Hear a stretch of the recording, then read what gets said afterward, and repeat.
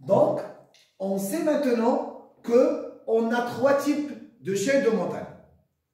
Chaîne de subduction, exemple, les Andes de l'Amérique du Sud, qui résultent de l'enfouissement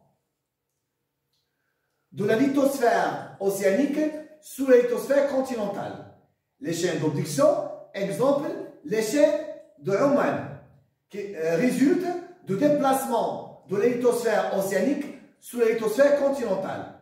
Les chaînes d'abduction, exemple, les Alpes et l'Himalaya, résultent de confrontations entre deux marges continentales de deux plaques différentes. Quelles sont les caractéristiques des chaînes de subduction? Exemple, les Andes. Les chaînes de montagne des Andes, situées dans le littoral ouest de l'Amérique du Sud. Parmi les caractéristiques des zones de subduction où il y a les Andes, il y a des anomalies tectoniques simples, se forment des plis et des failles inverses. Il y a des plis et des failles inverses. On a aussi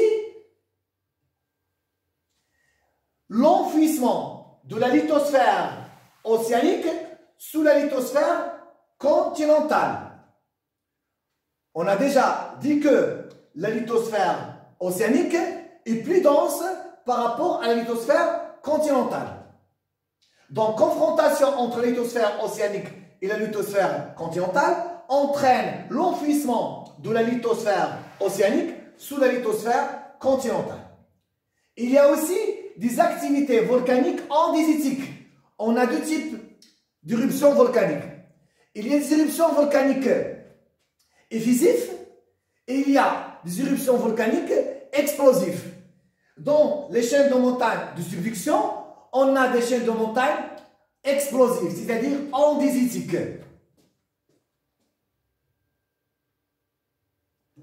Dans les chaînes de subduction ou dans les zones de subduction, on a répartition inclinée des foyers sismiques. Alors, chaque tremblement de terre a un foyer sismique. Le foyer sismique est situé dans la profondeur.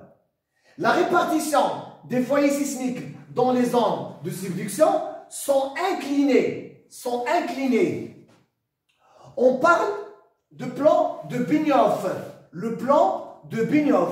Donc, on dit que la répartition des foyers sismiques est inclinée selon le plan de Benioff. Dans les zones de subduction, il y a aussi des fosses océaniques profondes. Des fosses océaniques profondes. On a aussi des anomalies. Donc, ce sont des courbes qui montrent la répartition ou la répartition de la température de la Terre. Dans les zones de subduction, on a diminution de la température, ce qu'on appelle anomalie thermique. Donc, le responsable de cette anomalie, c'est l'enfouissement de la croûte océanique froide dans le manteau chaud. Donc, présence des fosses océaniques profondes, présence des anomalies thermiques négatives, car il y a diminution de température suite à l'enfouissement de la croûte océanique dans le manteau chaud.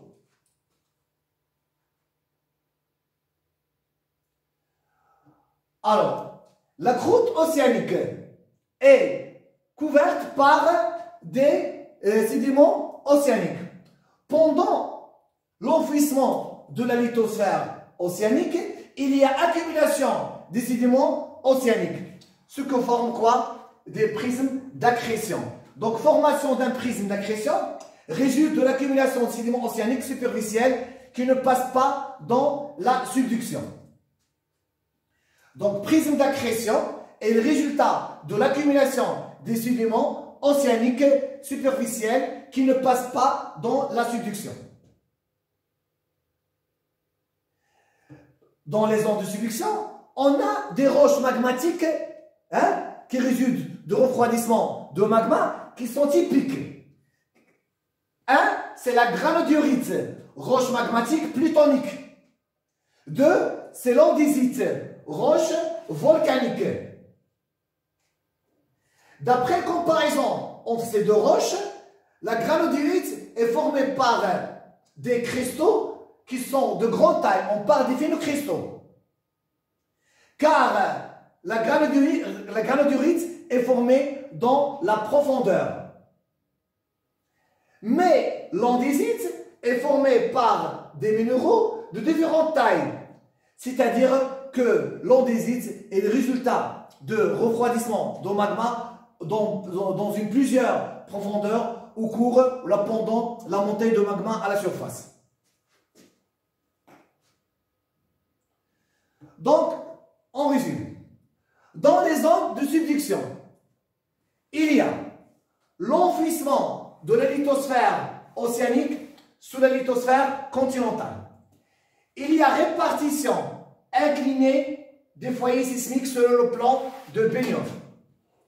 Il y a des fosses océaniques. Il y a formation d'un prisme d'accrétion. On a des volcans andésitiques. On a des anomalies tectoniques, se forment des plis et des failles inverses. Et on a des anomalies thermiques qui résultent de l'enfouissement de la croûte océanique froide dans la lithosphère, dans le manteau, les Washoe.